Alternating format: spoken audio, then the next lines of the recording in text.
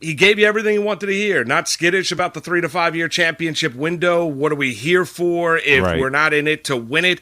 Building the organization, what player development is going to be key, leaning into analytics. Also, the very fact, JR, that, he wants to build a foundation. A guy that's even in his early 40s has got a ton of experience. Diamondbacks, Cubs, and Boston Red Sox. Once, working under the tutelage of Theo Epstein. I thought Porter yesterday during the Zoom call on with Carton and Roberts in the afternoon as well. I thought he gave the Met fan everything they wanted to hear. They wanted to hire a dynamic young general manager, and that's exactly what they got in Porter. Absolutely. I mean, you might as well look at Jared Porter and say, hey, this guy is Theo Epstein bait. This is a new day. This is a new month if you're a fan of the Mets. I mean, quite frankly, you get Daddy Warbucks, who comes in as owner, and Steve Cohen. Yes. You have Sandy Alderson, who now comes back, and obviously he's going to be or has been more involved in the baseball activities than you wanted to. And now you bring in Jared Porter. This is what you want. We've had enough of let's just turn the wheel of bringing in the same names over and over again. This is a fresh start for the New York Mets. They might as well bring in someone who's young at 41 years old, who's been in the ranks, who's been around greatness, who has, 3 or 4 World Series rings. This isn't a matter of winning the press conferences. This isn't a matter of, hey, let's spend all the money right now. This isn't a matter of just buying every free agent. This is what the Mets need. This is what they wanted. Get a solid start to at least open things up. Give yourself that window to legitimately compete for a title over the next 3 to 5 years. So as you said, I'm happy with the move.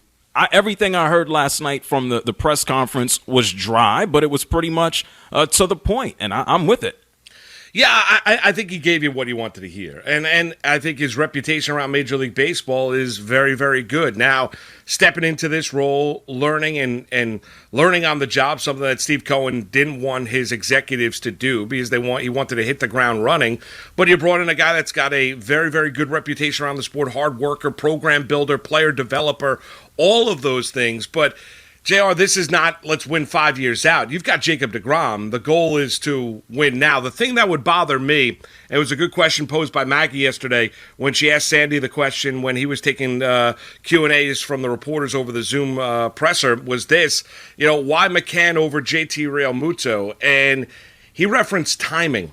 Well, I mean, timing. Okay, so he's still shopping in the gourmet section, as he joked around about. He said shopping in the meat section right now is a little bit easier than the gourmet section, so we get it. He said that an agent told him one of his players, wouldn't name the player, isn't going to sign until January or February. Okay, fine, fair. But I've got the richest owner in all of Major League Baseball in Cohen at $14.5 billion. Sandy Alderson a couple weeks back on MLB Radio said, well, we are going to be aggressive.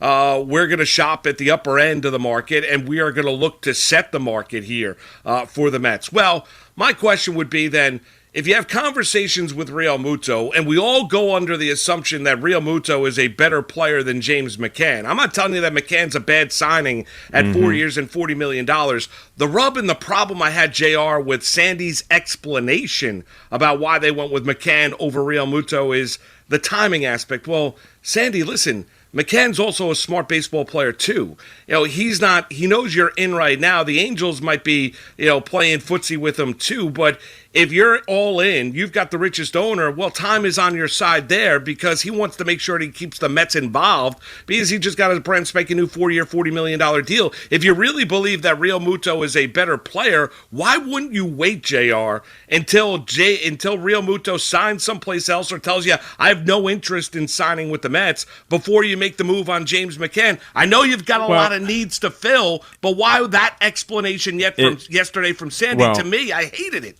Well, I'm sorry you hated it. I don't think it's a matter of timing just for right now. I don't think it's a matter of timing into the offseason. The timing, if you're a New York Mets fan, has been since 1986. That's been the time, and that's realistic when you look at it. You think about the Wilpons, the New York Mets can finally go into the fancy meat department. They could buy fancy Italian meats that are dry that they never had an opportunity to touch. They don't have to go shopping. Well, prosciutto. They don't gotta go to the community refrigerator and beg for meat. That's what the New York Mets have been doing for a long time. So I take no issue with Sandy saying, hey, it's a matter of timing. Because if you're the Mets, it's not just this offseason, it's also next offseason.